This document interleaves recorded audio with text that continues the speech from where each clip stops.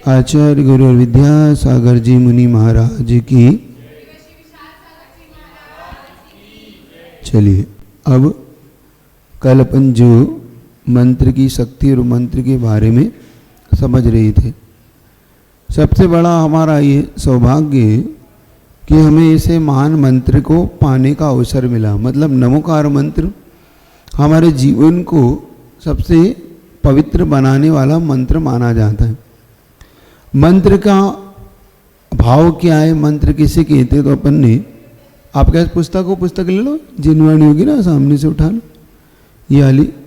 तो मंत्र किसे कहते, तो उन्होंने मंत्र के बारे में अपने को बताया जिसमें अनंत शक्ति, अनंत अर्थ और अनंत शक्ति जिसके अंदर होती है पावर। शक्ति का मतलब होता है पावर। ऐसा पावर जिसके अंदर पाया जाता हो वह मंत्र बन जाता है। और इस मंत्र की खासियत क्या है, जिसको हम नमोकार मंत्र कहते हैं।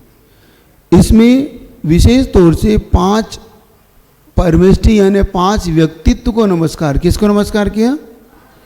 अरिहंत को नमस्कार किया, सिद्ध को नमस्कार किया, आचार्य परमेष्टि को, उपाध्याय को और साधु को। ये तो आप सब जानते ही होंगे। ये भी जानते होंगे अरिहंत किसे कहते हैं? किसे कहते हैं अरिहंत? कोई जानता है? अरिहंत को नहीं जानते? देखो, हाँ बताओ, माइक दे दो, माइक को तो। हाँ, अरिहंत किसे कहते हैं अपन? हाँ, बहुत अच्छी। आपका आंसर है जो 4 घातियों को नाश करके अरिहंत बने 18,200, अब उनके नहीं बैठे। तो अरिहंत शब्द को अपन समझ ले। अरिहंत का मतलब होता है, अरि का अर्थ होता है शत्रु, हंत का मतलब है जो मारने वाला, जिसने अपने शत्रुओं को मार दिया। अब शत्रु 2 प्रकार के होते हैं। एक शत्रु होता है जो हमें दिखाई देता है, और एक शत्रु होता है जो हमारे स्वयं के अंदर होता है ना। तो हमारे भगवान बाहरी शत्रु को मार के अरिहंत नहीं बने। जैसे राम ने रावण को मारा, कृष्ण ने कंस को मारा, और अलग अलग जगहों पर अलग अलग व्यक्ति को मार के व्यक्ति भगवान बनता है। लेकिन जैन शासन की विशेषता है कि हम बाहरी शत्रुओं के प्रति हमारा द्वेष नहीं है। हमारे भीतर जो शत्रु छुपा हुआ है हमें उसे मारना है। हमें किसे मारना है? क्योंकि हमारे भगवान ने, या हम जिन्हें अरिहंत बोलते हैं, वो अरिहंत किसी व्यक्ति विशेष को मार के अरिहंत नहीं बने। पहले हमारी धारणा आज ये बनना चाहिए पक्की। क्यों है ये महान, ये धर्म, ये शासन महान क्यों है? आखिर अरिहंत यहाँ पे विशेषता क्यों ली और क्यों हम अरिहंत को नमस्कार करते हैं? अरिहंत के प्रति हम इतना भक्ति से क्यों भर जाते हैं? क्योंकि अरिहंत वो है जिसने अपने अंदर बैठे हुए शत्रु को मारा, अपनी बैठी हुई बुराइयों को मारा है। उन्होंने सामने वाले को किसी को नहीं मारा, क्योंकि हमारे यहाँ मारना हिंसा है ना, हिंसा। अगर हम सामने वाले को मारते हैं किसी कारण तो वो हिंसा है। तो हमारे भगवान हिंसा कर नहीं सकते। तो उन्होंने क्या किया? उन्होंने अपने बैठी हुई बुराइयां, जिसको हम कर्म बोलते हैं, क्या बोलते हैं हम? तो उन्होंने अपने बैठे हुए, अंदर बैठे हुए जो शत्रु हमारा कौन है? कर्म। अब अपने दिमाग में लिखो या अपने दिमाग में नोट करो कि हमारा कोई शत्रु बाहरी नहीं है, हमारा शत्रु है हमारा कर्म। हमारा शत्रु कौन है? ये याद रखना। क्योंकि हम बाहरी जो देखते हैं, ये व्यक्ति हमारा शत्रु है, ये व्यक्ति हमारी बुराई करता है, ये व्यक्ति से मेरा झगड़ा है, ये व्यक्ति से मेरी बुराई है, तो वो किस कारण से? वो कर्म के कारण से। वो व्यक्ति हमारा शत्रु क्यों बना है? कर्म। क्योंकि कल तक हमारा मित्र था, कल तक तो हमारा दोस्त था, कल तक हमें बहुत चाहता था, हम उसे चाहते थे, लेकिन आज वही हमें शत्रु हो गया। आज वही हमारा सबसे बड़ा दुश्मन है, आज वही हमें सबसे ज़्यादा बुरा करता है, हमारा बुरा चाहता है। तो क्यों चाहता है? कर्म। तो भगवान, अरिहंत भगवान ने किसको मारा है? अपने बैठे हुए कर्म को, जिनको आप 4 घातियाँ बोलते हैं। अभी आपने बोला ना कि 4 घातियां कर्मों को, कितने लोग को पता है कि भगवान के 4 घातियां होते हैं? पता है आप लोग को? आप लोग को नहीं पता? चलिए आज थोड़ी उसकी भी जानकारी आपको थोड़ी थोड़ी देता हूं, क्योंकि जैन धर्म को मानने वाले को ये जरूर जानना चाहिए कि उसकी यहाँ क्या व्यवस्था है। तो आपके यहाँ टोटल 8 कर्म होते हैं। कितने कर्म होते हैं? 8। पहला होता है ज्ञानावर्णी, लिख लें आप चाहें तो। दूसरा होता है दर्शनावर्णी। पहला कर्म कौन सा है? दूसरा कर्म है दर्शनावर्णी। तीसरा कर्म है वेदनी। चौथा कर्म है मोहनी। 5वां कर्म है आयु। 6ठा कर्म है नाम। 7वां कर्म है गोत्र और 8वां कर्म है अंतराय। पहला कर्म ज्ञानावर्णी, दूसरा दर्शनावर्णी, तीसरा वेदनी, चौथा मोहनी, 5वां आयु, फिर नाम, फिर गोत्र, नाम नेम बोलते हैं ना, नाम वैसा नाम, और आयु, नाम, गोत्र और अंतराय। ठीक है। अब हमें ये विशेषता समझना है कि 8 कर्म के कैसे कार्य करता है अपने साथ, हमारे साथ वो कैसे मिलके काम करता है। हमें ये भी समझना है आज कि हमारी आत्मा एक तरह से स्वतंत्र, एक स्वतंत्र अस्तित्व रखती है। अपन सबकी आत्मा मिली हुई नहीं है। हमारी सबकी आत्मा क्या है? बिल्कुल एकदम स्वतंत्र है ना। हमारी आत्मा किसी से, अब उनके यहाँ तो क्या है कि भगवान आत्मा को भेजता है और भगवान ही सबको चलाता है और फिर हम सब भगवान में जाके मिल जाते हैं। जैन दर्शन में ऐसा कुछ नहीं होता। अपन सब अपना अपना इंडिपेंडेंट अस्तित्व रखते हैं। हम लोग किसी से किसी का अस्तित्व नहीं, तो मैं अच्छा बुरा करूं और फल तुम्हें मिलने लग जाए, और तुम बुरा करो फल इन्हें मिलने लग जाए, तो ऐसा गड़बड़ हो जाएगी ये तो, कि कोई कुछ करेगा और कोई किसी को फल किसी को मिलेगा। तो हमारी व्यवस्था सब गड़बड़ है। तो हमारे भगवानों ने कौन से 4 कर्म का नाश किया? पहला ज्ञानावर्णी, दूसरा दर्शनावर्णी, तीसरा मोहनी, वेदनी का नहीं, और चौथा अंतराय। ये 4 कर्म घातिया कहलाते हैं। अब इनकी डेफिनेशन बता दूँ। इनको नाश करके या इनको मारकर भगवान अरिहंत बने। आप समझ में आ गया? अरिहंत समझा? अरिहंत, आप अरिहंत की डेफिनेशन जब तक नहीं समझोगे तब तक नव अरिहंताणम का कोई मतलब नहीं निकलेगा आपको। तो हमें किसको मारना है? बाहर को कि भीतर को? और हम बाहर वालों को मार के हम खुश होते। बाहर वाले को हम शत्रु मानते हैं। ये हमारा शत्रु, ये हमारा दुश्मन है, मैं इसको छोड़ूंगा नहीं। कुछ मत करो, अपने अंदर के शत्रु को मार लोगे, बाहर वाला तो तुम्हारे चरणों में है। जैसे आज हमारे अरिहंत भगवान के चरणों में है कि नहीं? हम उन्हें नमस्कार करते हैं, हम उन्हें अपना आइडियल मानते हैं, हमारा गॉड मानते हैं, हम उन्हें अपना भगवान मानते हैं, हम सब कुछ मानते हैं। नहीं, क्यों? क्योंकि उन्होंने बाहर को मान के मारने को महान नहीं बने, वो महान बने स्वयं के अंदर के कर्मों को, बुराइयों को, अपने अंदर जो बैठी बुराई थी उसको मार के भगवान बने। अब देखो ये विशेषता कितनी बड़ी। आप ये जानकर प्रसन्न हो कि हम कितने महान शासन में, महान धर्म में उत्पन्न हुए कि जिसमें बाहर को नहीं मारा जाता, भीतर की बुराइयों को मार के भगवान बनता। लोग रावण को जलाते हर साल। रावण को मत जलाओ, अपने अंदर बैठे हुए रावण को जलाओ।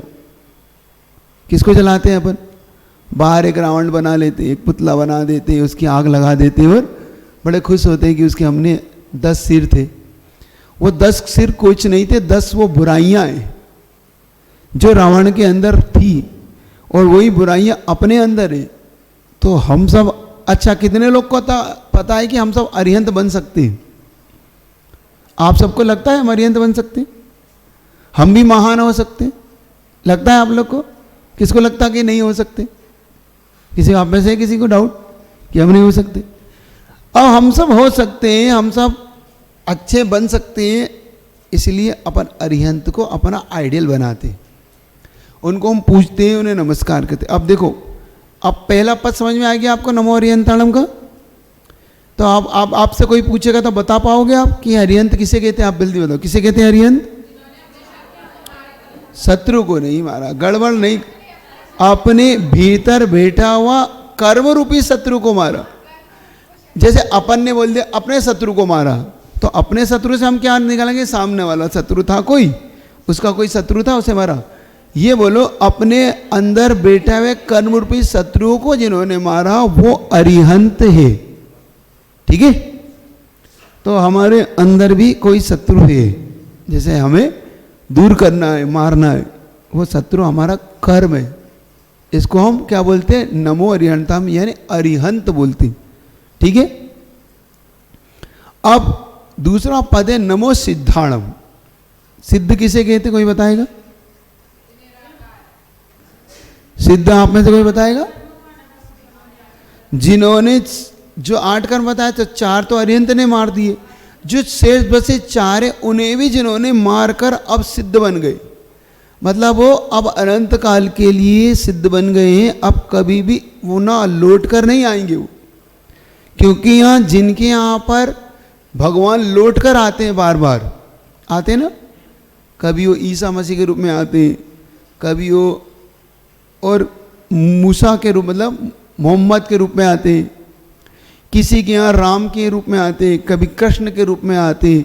लेकिन जैन शासन में एक बार जो भगवान बन चुका है वो कभी भी पुनः लौटता नहीं, कभी धरती पर नहीं आता, क्योंकि एक बार शुद्ध जो हो चुका है वो अशुद्ध नहीं होगा, है ना।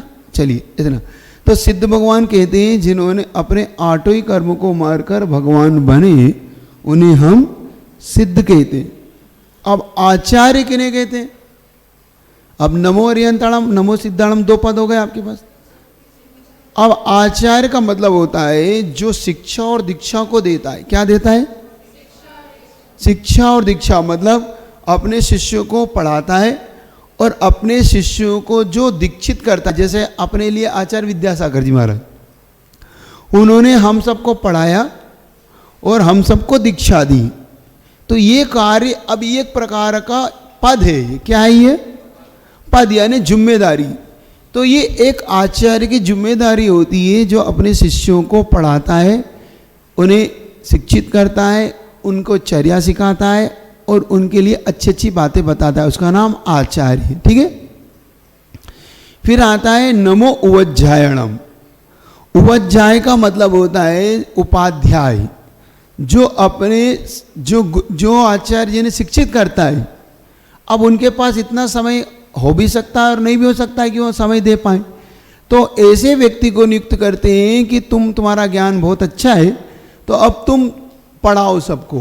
जो पढ़ाने का काम कराते, क्या करते हैं संघ में? पठन पाठन, यानी पढ़ाना, है ना। अब एक होता है आपके यहाँ पर प्रिंसिपल और एक होते हैं टीचर। तो प्रिंसिपल क्या करता है? टीचर को कहता है कि आप सब पढ़ाओ, बाकी अगर कोई समस्या आएगा तो मैं देख लूँगा। ऐसे आचार्य होते हैं, वो कहते हैं भाई उपाध्याय से कहते हैं पढ़ाओ, बाकी मैं देख लूँगा। तो उपाध्याय का काम है पढ़ाना, जैसे टीचर का काम है पढ़ाना। ठीक है, फिर होता है नमो लोए सब साउड। तो साहू का मतलब होता है साधु। साधु वो कहलाते हैं जो ज्ञान ध्यान में लीन रहते हैं। साधु कौन कहलाते हैं? ज्ञान का मतलब पढ़ते हैं, पढ़ाते रहते हैं। ध्यान का मतलब अपनी ही आत्मा की जो अंदर जो बैठा है, अपने अंदर सबके अंदर एक आत्मा है। क्या है अपन सबके अंदर? सोल, जिसको हम बोलते हैं सोल।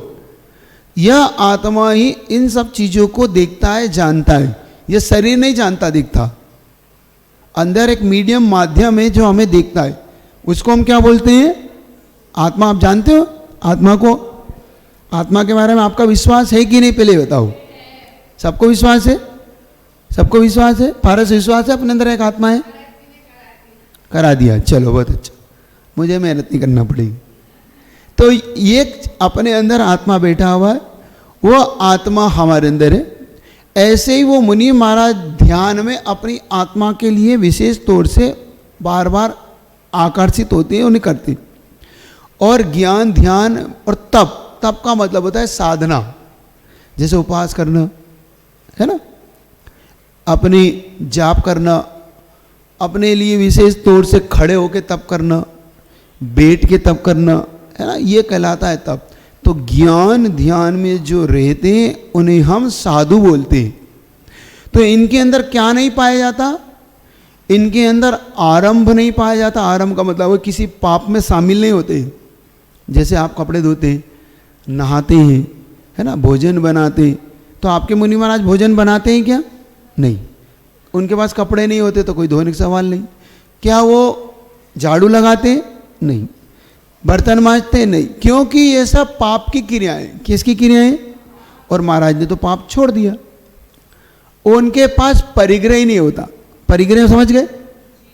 परिग्रह का मतलब होता है जैसे आपके पास मोबाइल है, फ्रिज है, कूलर है, टीवी है, दुकान है, मकान है, बैंक का खाता है, रुपया है, सोना है, चांदी है, जमीन है, जायदाद, ये सब क्या कहलाता है?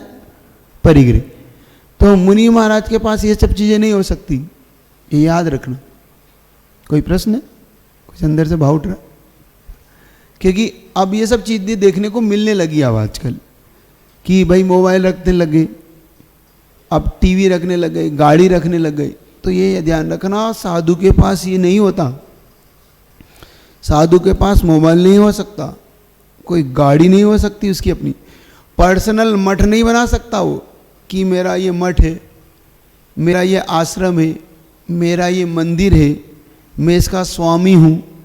अब ये एक साधु नहीं बना सकता, याद रखना। तो साधु कौन कहलाएगा? पता पड़ गया आपको आज?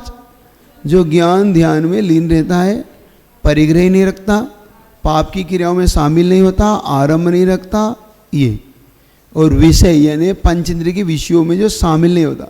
स्पर्श रसना ग्रहण 5 विषय होते हैं ना अपने। आपके स्पर्शन यानी आप काय से अच्छा सोते हो, अच्छा खाने के लिए रसना है, सूंघने के लिए आपके पास इत्र है, सुनने के लिए गाने हैं, देखने के लिए पिक्चर है, क्रिकेट है, टीवी है। अब साधु इनमें नहीं पड़ता। वो किसी प्रकार के अपने अच्छे अच्छे मुझे मिले, मैं स्नान करके अच्छा अपने शरीर को ताज़ा रखूं, मैं अच्छे गादी बिस्तर पे सोऊं, मेरे लिए अच्छी टीवी देखने को मिले, मेरे लिए अच्छे अच्छे गाने सुनने के लिए अच्छे अच्छे व्यक्ति मुझे वो दे, ये सब नहीं हो सकता है ना। तो आप साधु की डेफिनेशन समझ गए ना? हाँ हाँ। क्या? पद? पद, हाँ। इसका मतलब मुनि पुंगव। मुनि पुंगव मतलब होता है श्रेष्ठ, साधुओं में जो श्रेष्ठ, मुनियों में जो श्रेष्ठ है। अच्छा बोलते हैं ना, अच्छे व्यक्ति हैं तो ये बहुत अच्छे, ऐसा। तो ये एक पद है, मतलब इसके लिए जिम्मेदारी। पद का मतलब होता है, आपको देता ना, मॉनिटर बना दिया। अब आपको स्कूल में सब बच्चों के बीच में एक मॉनिटर बना दिया, तो आपकी एक जिम्मेदारी हो गई।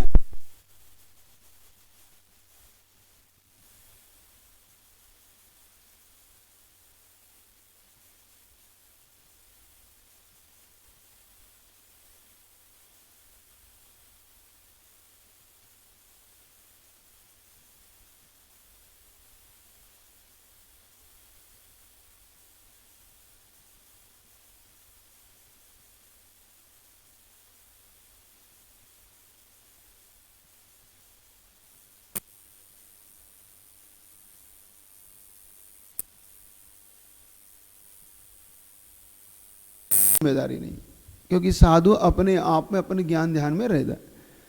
जिम्मेदारी होती आप लोगों की, जैसे कि आचार्य बना दिया तो जिम्मेदारी, उपाध्याय बना दिया। साधु तो उनके अंडर में रहता है, उनकी आज्ञा का पालन करता है, गुरु की आज्ञा को मानता है और ऐसा अपना जीवन चलाता है। ठीक है ना।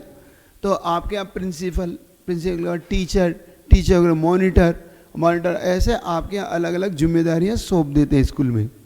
ऐसे ही यहाँ पर हमारा भी ये गुरुकुल है, हमारे गुरु हैं, उनका भी कुल है, उनके कुल में हम सब शिष्य हैं उनके। आप समझ में आ गया?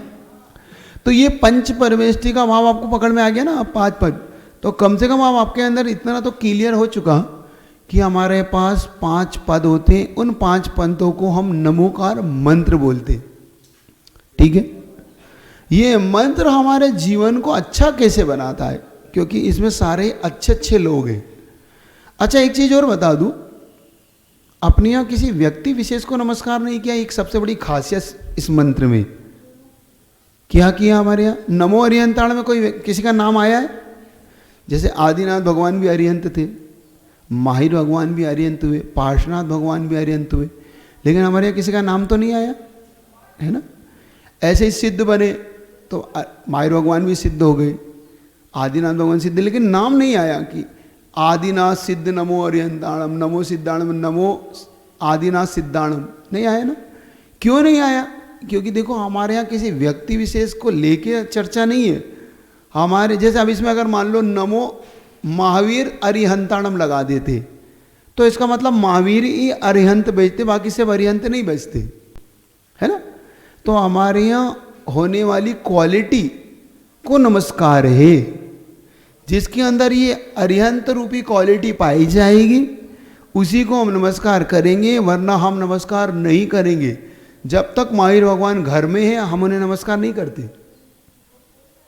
महावीर भगवान घर में है, तीर्थंकर बन के, आपको तीर्थंकर बनना ही अपने पास सही है, लेकिन आप बाहर आ जाइए, घर से बाहर निकलिए, पहले आप साधु बनिए, फिर आप तपस्या करके अरिहंत बनिए, फिर हम आपको नमस्कार करेंगे। तो हम क्वालिटी को नमस्कार करते हैं, पर्सनल नाउन को नमस्कार नहीं है हमारे यहाँ। समझ में आ गई आपको? जैसे आप कोई महावीर रख ले किसी का नाम तो हम नमस्कार थोड़ी, अब इनका नाम पारस रख दिया इनके, तो अब इनको कोई नमस्कार करेंगे हम नहीं, क्योंकि इनके अंदर वो पारस भगवान की क्वालिटी नहीं है। क्वालिटी होना चाहिए ना हमारे यहाँ। तो कितनी अच्छी बात है अपने यहाँ, कितना अच्छा अपने जैन धर्म है कि हमारे यहाँ किसी व्यक्ति विशेष को नमस्कार नहीं करते। और इस नमोकार मंत्र की अब शक्ति को समझ लो, इसकी पावर को समझ लो। इसके अंदर इतनी जबरदस्त पावर है कि आपको एक बात अपनी धारणा में इतनी अच्छी बताना है, इतनी जल्दी अपने अंदर ये फिट कर लो, सेट कर लो, अपने अंदर दिमाग में अच्छे तरीके से फिट कर लो कि हमारे अंदर इतना अच्छा, इतना पावरफुल मंत्र अपने पास है कि इस मंत्र के बाद हमारे को किसी मंत्र की जरूरत नहीं। तुम संसार में किसी से कोई मंत्र मांगने कभी मत जाना, महाराज जी हमको कोई मंत्र दे दो, महाराज जी कोई ताबीज़ दे दो, कोई डोरा गंडा दे दो, क्योंकि तुम खुद इतने पावरफुल हो कि तुम्हें किसी मंत्र तंत्र की जरूरत नहीं है। ये लिख के रखना अंदर। हम गलत धारणाओं में जीते हैं, अरे हम बहुत समस्या में है, कोई हमें मंत्र दे दे, हमें कोई जाप बता दे, मैं उसकी कोई ज़रूरत नहीं है आपको। आपके पास इतना बड़ा मंत्र है, और ये कितना बड़ा मंत्र है इसलिए बता रहा हूँ कि इसके अंदर 84 लाख मंत्र इंक्लूड है। कितने मंत्र इसके अंदर? मतलब आप एक बार नमोकार मंत्र पढ़ते हैं तो 84 लाख मंत्रों को पढ़ लेते हैं। आप सोचो हम कितने अनभिज्ञ हैं, कितने अज्ञानी हैं कि हमें यही नहीं पता कि हमारे पास कितना बड़ा मंत्र है। और इस मंत्र की पावर इतनी है कि अगर हमारी सच्ची श्रद्धा इस पे बैठ जाए, एक बार सच्ची, क्योंकि हमारी अभी श्रद्धा नहीं है, हम सिर्फ ऊपर ऊपर बोलते रहते हैं, और थोड़ी सी समस्या आती है तो हम इसी मंत्र पे अश्रद्धा कर लेते हैं, अरे ठीक है नमोकार मंत्र कोई देख लिया, मैंने सुन लिया, कुछ शक्ति नहीं है। लेकिन थोड़ी सी शक्ति इसके अंदर आपके अंदर आ जाए, थोड़ा सा पावर, तो आप इस शक्ति को अपने अंदर प्रकट कर सकते हो आप सब। इतना सा याद रखना, बस इस मंत्र को किसी ऐसी चीज़ के उपयोग मत करना कि हम किसी की लिए बुराई के लिए, अहित के लिए उपयोग मत करना कि हे भगवान इसका बुरा हो जाए, हे भगवान इसके लिए अहित हो जाए, मैं इस नमोकार मंत्र पढ़ता हूँ, ये नहीं करना कभी। क्योंकि ये मंत्र अपने लिए अच्छे कार्यों के लिए उपयोग में लेना, किसी की बुराई, अपना हित हो हम अपने अच्छे के लिए करें। समझ गए? तो कल अपने को ये अपन ने समझा था, आज एक छोटी सी घटना से आपको बताता हूँ कि ये नमोकार मंत्र कितना पावरफुल है, कि कितनी इसकी शक्ति है। आपने कभी अंजन चोर का नाम सुना? सबने सुना होगा। इसकी स्टोरी सुनिए स्टोरी, बहुत अच्छा। तो अंजन चोर नाम के उस व्यक्ति के अंदर ये स्टोरी आपको पता है कि वो चोर था। वो चोर से पहले क्या था ये पता है? वो एक राजा का पुत्र था। राजा का पुत्र होकर वो कैसे बिगड़ा? गलत लोगों के साथ। अब एक बहुत अच्छी चीज़ सीखो कि हम जब गलत लोगों के साथ दोस्ती कर लेते हैं तो हम भी गलत होने लग जाते। तो अंजन चोर नहीं था, वो एक राजा का पुत्र था और राजकुमार था, और राजकुमार होने के नाते वो भी एक राजा बन सकता था क्योंकि उसको तो पिता बना ही देते राजा। लेकिन छोटी सी गलत आदत, गंदी आदत उस राजा के पुत्र के अंदर ये आ गई कि उसको चोरी करने में अच्छा लगने लगा। किस में अच्छा लगने लगा? चोरी करने में। और चोरी करते करते उसने ऐसे दोस्तों को अपना दोस्त बना लिया, मतलब ऐसे लोगों को दोस्त बना लिया जो चोरी करते थे, जो शराब पीते थे, जो जुआ खेलते थे, जो वेश्याओं के यहाँ जाते थे। मतलब देखो एक बुराई से कितनी बुराई अपने अंदर आ सकती है। क्या आपसे अगर पूछूं, सच बताना, आप में से कोई चोरी करता है? अब देखो आप कहोगे नहीं करते, लेकिन आप कहीं ना कहीं करते हो है ना। अब वो ऐसी छोटी छोटी चीजें जो आपको पता नहीं आप हाँ है, बिना बताए लिए तो चोरी है। हाँ यूज करा, ठीक, ये को तो छोटी मोटी घटना है, इससे ज़्यादा फर्क नहीं पड़ता। मैं क्या बताना चाह रहा हूँ वो समझो कि वो चीज़ क्या है चोरी। मान लो, हाँ कर लो कोई बात।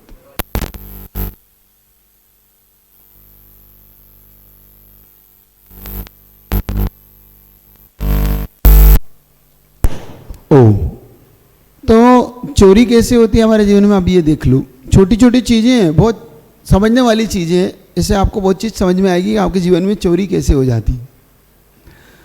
मान लो हम मंदिर गए, हमारी चप्पल चोरी हो गई, तो हमने किसी की पहन के आ गए।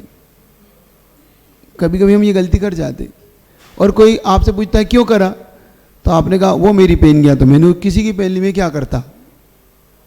ये एक चोरी है। दूसरी चोरी आप मजाक मजाक में कैसे करते, देखो मान लो किसी पार्टी में गए, अब पार्टी में बैठे बैठे शर्त लग गई कि ये चम्मच कौन चुरा के लाएगा, तो इस चम्मच को कौन, अब देखो आपने मजाक मजाक में चोरी कर ली और आप बाहर आए, चम्मच देखो मैं चम्मच लेके आया, अब आपके काम की नहीं थी, आपने उसे फेंक दी, एक ये चोरी है। मतलब आपको कोई आनंद नहीं आ रहा उस चोरी में, लेकिन सिर्फ ये बताना कि मेरी पर्सनैलिटी में भी ऐसा काम कर सकता हूँ। कभी कभी दोस्त का मजाक मजाक में मोबाइल आपने छिपा दिया, करते। अब देखो ये भी एक चोरी है, ये भी एक प्रकार का हर्ट करना है किसी को, लेकिन ये मजाक चोरी है, ये बात समझ लो।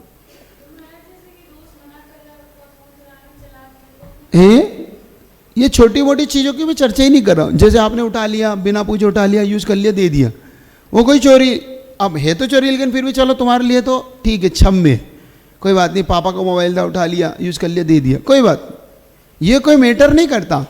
मैटर क्या करता है चोरी, वो समझो कि वो हमारी आदत को कैसे बुरी बनाता है, हम इस चोरी में कैसे धीरे धीरे इन्वॉल्व होते हैं। मान लो बचपन में किसी की पेन उठा लाए, किसी की पेंसिल उठा लाए, किसी दुकान पे गए, वहाँ से एक रबर उठा लाए। अब अपन गए स्टेशनरी की दुकान पे, और उसने पेन दे रहा था, हमने दिए से रबर रख ली। अब उसके लिए कोई मैटर नहीं है रबर का, लेकिन हमारी आदत चोरी में बदल रही है और हम इस चीज़ की ओर हमारा ध्यान नहीं जा रहा। अभी हमें अच्छा लगता है क्योंकि हमें अच्छा लगा, और हमारे मन को जब अच्छी कोई चीज़ लगने लगती है तो हम उसमें बहुत जल्दी इन्वॉल्व होने लगते हैं, बहुत जल्दी उसको हम एक्सपेक्ट करते हैं, और एक्सेप्ट करते करते हम धीरे धीरे वैसे बनने लगते हैं। और एक बहुत अच्छी घटना बता रहा हूँ आपको, ये कैसे होता है। एक ऐसी फैमिली की घटना मैं बता रहा हूँ जो मैंने रियल घटना, मेरे जब उसने बताई मुझे तो वो कितनी बड़ी घटना है। एक करोड़पति फैमिली थी, बहुत करोड़पति, उसकी घर में एक महिला वर्ग में एक गंदी आदत ये हो गई थी कि वो महिला कैसी दुकान पे जाती थी और कुछ भी चुरा लाती थी। करोड़पति फैमिली, कोई कमी नहीं, BMW जैसी कारें उसके यहाँ खड़ी है, अच्छे अच्छे नौकर लगे, पति का बहुत अच्छा नाम है, बहुत अच्छा व्यापार है, लेकिन उसको आनंद आता था चोरी करने में, बहुत अच्छा लगता था उससे चोरी। जैसे 5 स्टार होटलों में गए, तो चप्पल चुला लाए, देते ना, फैसिलिटी देते हो, नहाने की साबुन देते हैं, टाविल देते हैं, चप्पल देते हैं, आपको बहुत सारी फैसिलिटी देते हैं। तो अपन क्या करते हैं, वहाँ गए, टाविल धल लाए, उसकी साबुन रख लाए, चप्पल रख लाए। ये ध्यान रखना, चोरी है सब, ये कभी नहीं करना जीवन में, क्योंकि अभी तुम्हें पता नहीं पड़ेगा, लेकिन बाद में तुम्हारे जीवन को कितना गलत रास्ते पे ले जाएगा, ये देखना, ये चीज़ सीखना इस घटना से। तो उस महिला ने क्या करा मालूम, वो महिला एक बार एक सोने चांदी की दुकान पे गई और वहाँ पे उसने कहा कि मुझे चेन बताओ, सोने की चेन। अब वो व्यक्ति जानता था उसको, क्योंकि उसकी फैमिली का बहुत अच्छा नाम था। तो उसने कहा हाँ हाँ भाभी जी आइए, आपके लिए बहुत अच्छी चेन है, कोई बात नहीं, आप देखिए। और उसने 20 चेनें अलग अलग डिजाइन की उसके सामने रख दी, आप जो पसंद कर लें उसने। तो उसने उसमें से एक चेन अपने बैग में डाल ली। वो जब तक अपने काम, क्योंकि उसको विश्वास था कि ये महिला कर ही नहीं सकती ऐसा काम, और अपने काम में थोड़ा सा इधर उधर, थोड़ा सा 2 मिनट उसने करा, इतने में उसने चेन काम कर ली। और उसने अपने कहा कि मुझे अभी पसंद नहीं है डिजाइन, में बाद में आऊँगी, फिर कभी देखूँगी, और चली गई। बात आई गई हो गई। तो एक सोने चांदी का जो भी काम करता है वो बहुत सतर्क होता है। तो उसने शाम को अपना पूरा मिलान करता है कि भाई कितनी चेनें थी, कितने पिछुआँ थी, कितनी पायजाब थी, क्योंकि उसको तो जरा सा भी घाटा होगा तो बहुत बड़ा लंबा घाटा। तो उसने शाम को देखा कि भाई चेन तो 20 में से एक भी नहीं बिकी आज, लेकिन गिनती करी तो 19 है, तो क्या एक चेन कहाँ चली गई। तो उसने सुबह से शाम तक दिमाग लड़ाया, कौन आया था, कौन गया था। अब उसके दिमाग में महिला बार बार आ रही है, लेकिन उसने कहा कि नहीं, वो कर ही नहीं सकती, उसको विश्वास ही नहीं हो रहा इस बात का, इतनी अच्छी फैमिली की महिला है। तो उसने अपने यहाँ पर एक कैमरा लगा था, उसने अपने कैमरे में छानबीन करी, और कैमरे की छानबीन में उसने पाया कि यार ये तो वही महिला है जिसने सुबह देखी थी और वो बैग में डाल रही है। ये रिकॉर्डिंग उसके पास, उसने अपने मोबाइल में ले ली और सीधा महिला के पास पहुंचा, उसके घर पे। उन्होंने कहा मैं भाभी जी से मिलना चाहता हूँ। वो तो गया, अब वो उसके पास जाके कहता है, वो भाभी जी, अब देखो कितना उसके अंदर कितनी सभ्यता अभी भी। वो कहता है भाभी जी आप सुबह आए थे, हाँ हाँ मैं आई थी, वो गलती से चेन आपके पास आ गई। उसने देखो ये नहीं कहा तुमने चोरी की, कि वो देख रहा है, उसमें सब दिख रहा है उसको, फिर भी सभ्यता नहीं छोड़ता व्यक्ति। तो उसने कहा वो भाभी जी गलती से शायद आपके पास चेन आ गई है, तो महंगी है, मुझे दे दो। अब वो महिला उस पर आप पलट गई थी, आपको शर्म नहीं आती, मैं इतनी बड़ी घर की हूँ, मैं क्या ऐसा काम कर सकती हूँ, और आपको, मैं आपकी दुकान पे आज कभी नहीं आऊँगी, आप मेरे पे ऐसा चोरी का आरोप लगाते हो। तो भाभी जी मैं कोई आरोप नहीं लगा रहा हूँ, मैं तो ये कह रहा हूँ कि आप भूल से आ गई, आप एक बार चेक कर लो, तो निकल जाए तो मुझे दे दो। तो उसने कहा कि आप जानते नहीं हो मैं कौन हूँ, क्या हूँ। अब उसने कहा कि अब ये तो बेकार है अब। तो फिर इसने अपने इसमें कहा अब आप देते हो कि मैं पुलिस स्टेशन जाऊं, और आपकी क्लिपिंग मेरे पास है रिकॉर्डिंग की, और ये मेरे पास रिकॉर्डिंग आप देखना चाहेंगे। अभी तक मैं अपनी सभ्यता से बात कर रहा हूँ, आपको बात समझ में शायद नहीं आ रही मेरी, और ये अगर मैं आप चाहो तो इसको व्हाट्सएप पे चला सकता हूँ, और ये आप इस पर दिख रही। और उसने जैसे ही देखा तो उसकी समझ में आ गया कि मेरी गड़बड़ पकड़ में आ गई। उसने कहा नहीं मैं देखती हूँ। और उसने कहा ये रही आपकी चेन। तो कह मैं पहले ही कह रहा था आपको, और आइंदा से आप, मैं कह रहा हूँ कि आइंदा मेरी दुकान पे अब मत आना आप। अभी तक तो आप कह रहे थे मैं नहीं आऊँगी, मैं कह रहा हूँ। तो देखो ये आदत कैसे पड़ी उसको। ये छोटी छोटी चीज़ें एक परिवार को भी, एक सभ्य परिवार को भी किसी की निगाह में नीचे गिरा सकती है। तो आप तो बहुत अच्छे परिवार से रिलेशन रखते हैं कि नहीं रखते? रखते हैं ना। तो एक अच्छी, आज आपके दिमाग में एक बात लेके जाना, भूल से भी हम चोरी नहीं करेंगे, भूल से भी, गलती से भी हम किसी की पेन उठा के भी अपने आप को नीचे नहीं गिराएंगे। पेंसिल उठा के, पेन उठा के, रबर उठा के, किसी की मोबाइल उठा के, रास्ते में गिरी हुई वस्तु भी नहीं उठाना, याद रखना। क्योंकि हो सकता है कोई किसी का कैमरा तुम्हें कवर कर ले, है ना, और कवर करने के बाद फिर वो कहे कि आप मोबाइल लेके आए, और फिर तुम्हें नहीं मेरे पास नहीं है, फिर वो कहेगी ये क्लिपिंग मेरे पास, और आप मोबाइल उठा रहे हो, समझ रहे हो ना। उस दिन आपको सबसे ज़्यादा नीचा देखना पड़ेगा, आपके माता पिता को सबसे ज़्यादा नीचा देखना पड़ेगा। और जिस दिन उस व्यक्ति से जब निगाह मिलाओगे तुम, उस व्यक्ति से बात नहीं कर पाओगे, और व्यक्ति अगर यूँ भी कह देगा ना ये वही है, ऐसा भी कह देगा ना ये वही है, तो तुम फिर उसके सामने कुछ कह नहीं पाओगे, क्योंकि उसके पास तुम्हारी क्लिपिंग है। तुम ये भी नहीं कह, समझ रहे हो? मान लो किसी पार्टी में मिल गए और तुम अच्छे सज धज के गए, सुंदर सुंदर कपड़े पहन के गए, बढ़िया से जूते चप्पल पहन के गए, परफ्यूम लगाया, बड़ा सा मोबाइल है, उसने कह दिया ये वही है कैसा लगेगा? लगेगा? अच्छा लगेगा? तुम वहाँ पार्टी से 9-2-11 हो जाओगे कि भाई यहाँ से निकल चलो, अब इज्जत इसी में ही है, क्योंकि अब कितने व्यक्ति को कहेगा ये वही है, ये वही है ना? समझ रहे हो? छोटे से लोभ, और चोरी होती छोटे से लोभ से, बस अंदर एक लालच होता है, एक लोभ आ जाता है कि ये वस्तु रख लो कि आप कोई नहीं देख रहा, लेकिन हमें वो तो देखना है, देख रहा है, और स्वयं अपने आप को हम देख रहे हैं कि नहीं? हम दूसरे से बेईमानी करें लेकिन अपने आप से ईमानदार रहें। क्या हम दूसरे से कितनी बेईमानी करें लेकिन अपने आप से ईमानदार रहे, और जब अपने आप से ईमानदार होगे तो तुम किसी से बेईमानी नहीं करोगे, नहीं तो तुम कहोगे कि महाराज तो दूसरे से बेईमानी करना सिखा रहे। मैं तुम्हें क्या सिखा रहा हूं? जब अपन अपने आप से ईमानदार होते हैं ना तो हम फिर किसी से बेईमानी नहीं करते, ये हमारा नेचर हो जाता है, ये हमारे अंदर स्वभाव आ जाता है, ढल जाता है। कोई कितना ही तुमसे कहे कोई फर्क नहीं पड़ता, उठा ले चल, तुम कह दो नहीं मैं अपने आप में ईमानदार हूँ, मुझे तुम उठा लो, मुझे कोई फर्क नहीं पड़ता, लेकिन मैं नहीं उठाता। और ये हम बहुत जैन कुल में जन्मे लोगों के लिए इतना अच्छा स्वाभिमान है अपन लोगों का कि हमें फ़र्क नहीं पड़ता कि कोई क्या कहता, हमें फ़र्क पड़ता है हम अपने आप में क्या कहते हैं। तो याद रखना, तुम सच्चे देव सद्गुरु के भक्त हो, ऐसे गुरु के शिष्य हो जो किसी से बिना पूछे वस्तु नहीं लेता। तुम्हारा गुरु कौन है? जो तुम्हारा साधु, तुम्हारा गुरु, तुम्हारे सब कुछ कौन है?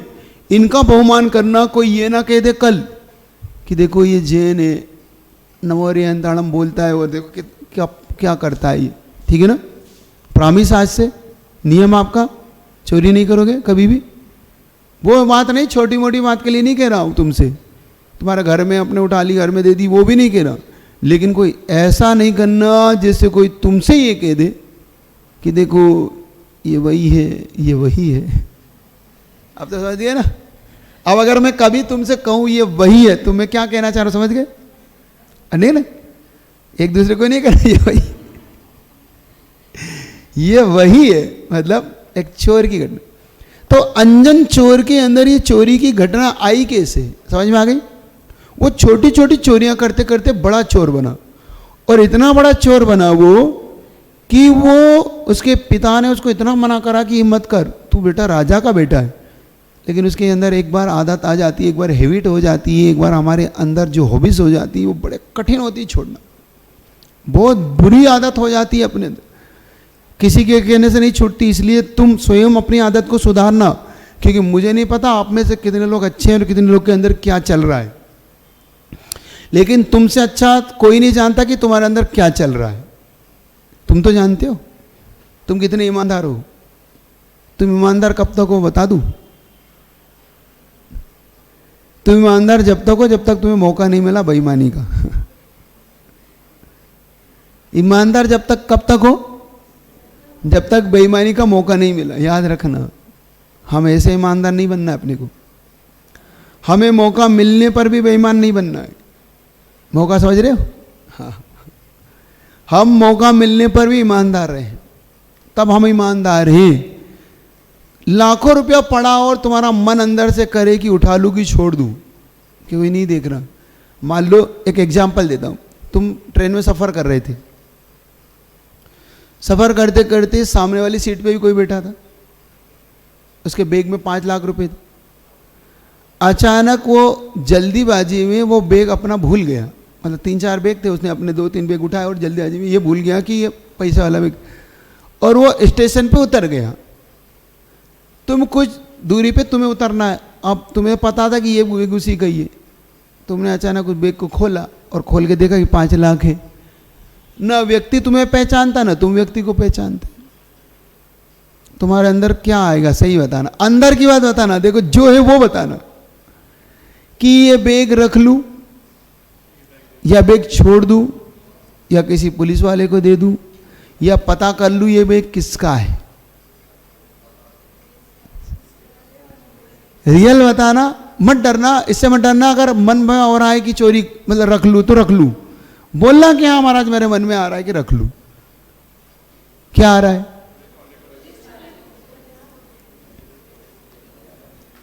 क्या आ रहा है? जो नहीं बोल रहा है वो डाउट हो रहा है अभी। और कुछ लोग अभी दबे शब्दों में बोल रहे हैं, मतलब अभी वो अंदर से ईमानदार नहीं बन पा रहे हैं।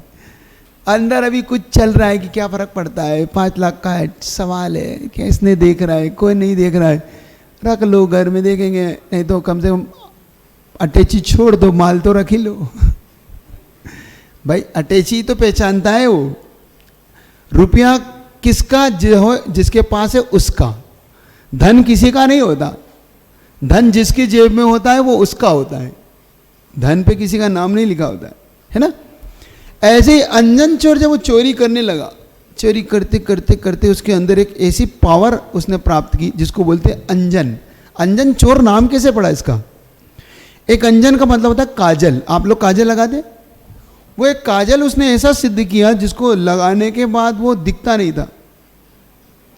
जैसे आपने वो देखी मिस्टर इंडिया, मिस्टर इंडिया वो घड़ी पहन लेता था, वो दिखता नहीं था, वो लाल रोशनी में दिखता था, ऐसा था ना, ऐसा खींचे ना वो पिक्चर में, देखी?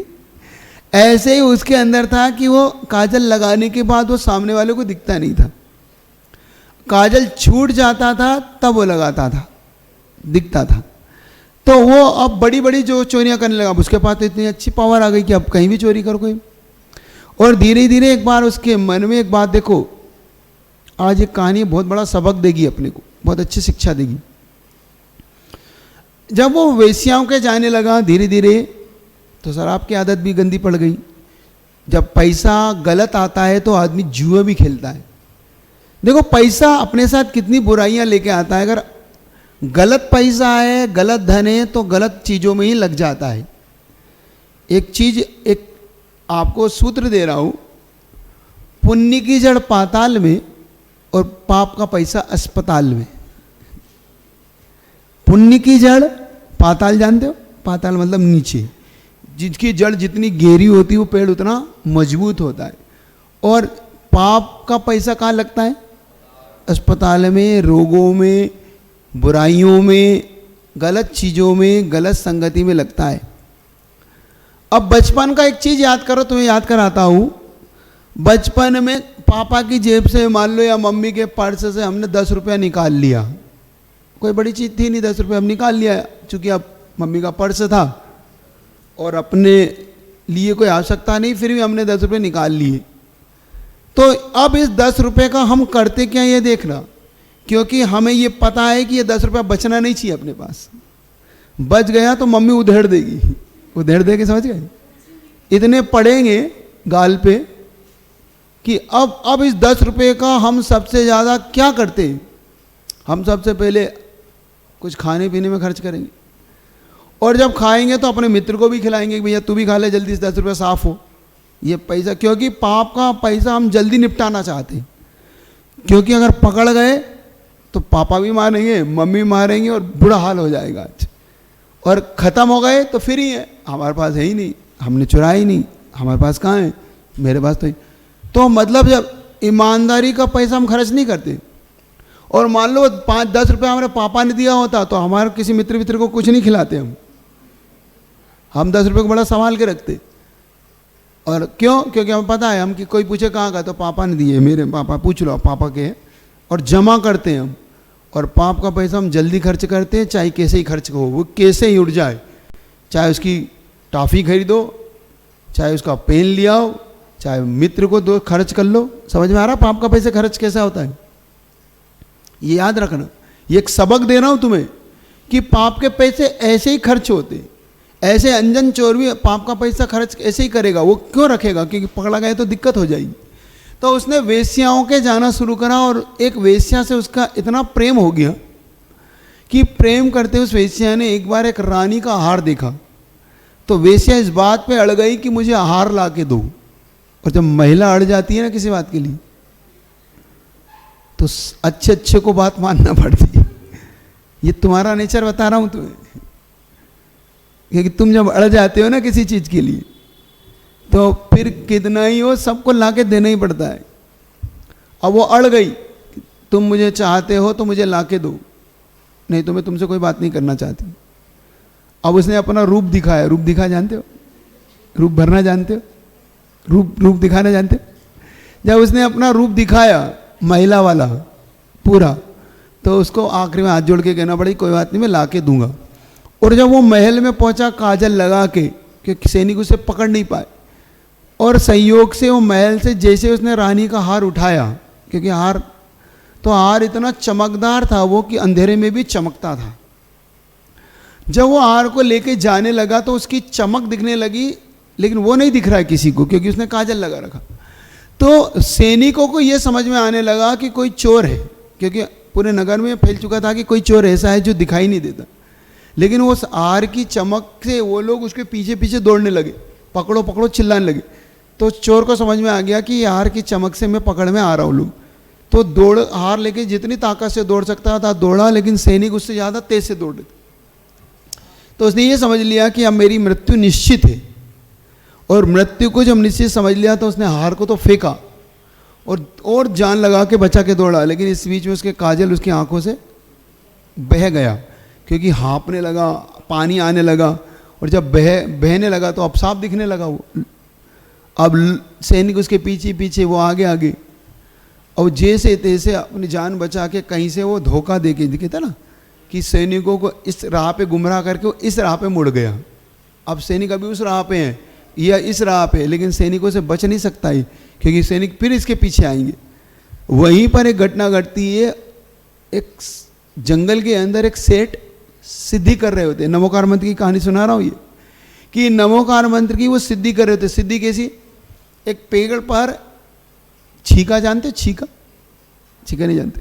एक डलिया जैसी जानते हैं लोग बाग? एक डलिया जैसी होती है, उसके अंदर सब्जी रख के ऊपर ऐसी बांध देते, जिसको छीका बोलते हैं। कृष्ण जी के दही खाते हुए चित्र देखा? वो दही खा रहे हैं ऐसे छीके में से ऊपर चढ़ के, एक दोस्त के ऊपर कंधे पे चढ़ गए, और उसको बोलते छीका। क्या बोलते हैं उसको? छीका। मतलब डलिया जैसा होता है वो, और उसको पेड़ पे उसने लटका रखा था, उसमें 108 धागे बांध रखे थे जिससे वो बंधी हुई थी।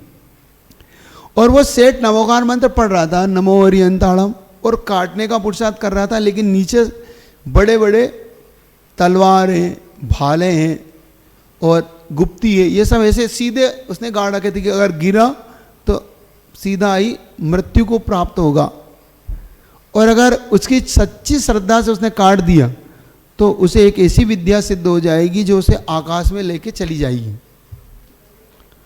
अब वो हिम्मत नहीं कर पा रहा था कि काट दूं, और मर गया तो जान और चली जाएगी। समझ रहे हो आप? स्टोरी समझ में आ रही है? तो वो उतर रहा था, अप डाउन कर रहा था, फिर उतरता फिर चढ़ता। अभी अंजन चोर उसके पास पहुंचा, उसने कहा क्या कर रहे हो?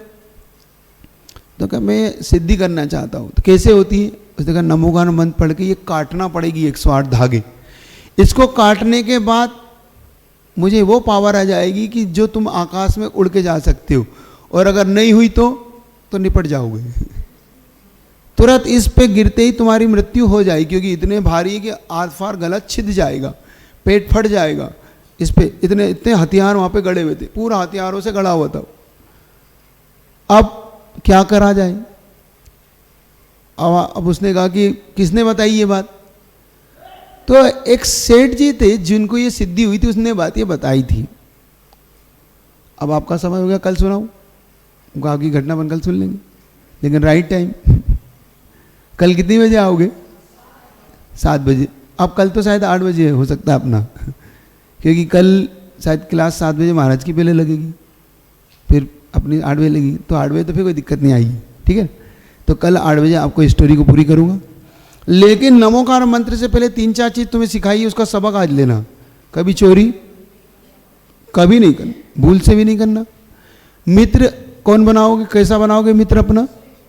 जो गड़बड़ काम करता हो उसे तुरंत छोड़ देना, कितना ही खास हो तुम्हारा, कितना ही खास हो, कितना ही तुम्हारा पक्का मित्र हो, अगर वो तुम्हें गलत संगति में ले जा रहा है, वो कह रहा चल बियर पीते, वो कहता है चल बाजार में घूम के आते, चल लड़की को छेड़ के आते, तो समझ लेना उसे तुरंत छोड़ना है। और ये काम लड़कियां भी करती हैं, ये समझ लेना। कोई लड़की तुम्हें ऐसे चक्कर में डाल रही हो, चल लड़के को छेड़ेंगे, चल उसको ऐसा करेंगे, चल उसको मिस कॉल करेंगे, तो तुरंत दूर हो जाना उससे, क्योंकि तुम्हें वो बहुत नीचे ले जाएगी, तुम्हारे अंदर गलत आदत डाल ले देगी। ठीक है, तो इतने रखता हूँ। जिनवाणी की